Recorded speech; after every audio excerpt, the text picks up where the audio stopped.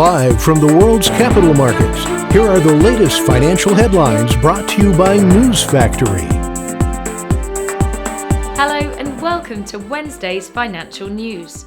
Stay with us for more market headlines.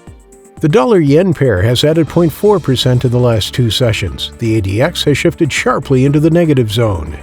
Bitcoin has added 8.2% in the last two sessions. The CCI is strengthening and is now giving a positive signal. The price of gold has lost 1.6% in the last session. The Williams indicator has gradually diminished into the negative zone. The price of crude oil has added 4.9% in the last two sessions. The ultimate oscillator has moved sharply into negative territory. Those were today's major economic events, and now moving on to world financial headlines.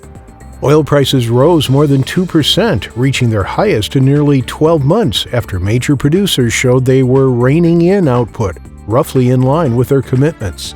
The euro wallowed at 7-week lows against the dollar, as concern about extended lockdowns in the eurozone weighed on the single currency, and optimism about U.S. stimulus boosted the dollar.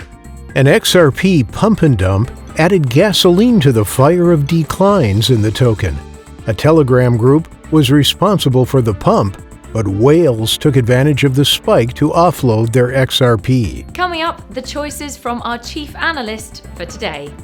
The UK's 10-year bond auction will be released at 10:30 GMT. Japan's foreign bond investment at 2350 GMT. Italy's consumer price index at 1000 GMT. Spain's market services PMI will be released at 8:15 GMT. The U.S. ISM Services PMI at 1500 GMT, Japan's Jibun Bank Services PMI at 0:30 GMT. We hope that you've enjoyed Wednesday's market outlook. On behalf of all of us here, we wish you a productive trading day. Be sure to join us tomorrow morning for the latest news and events from the financial markets.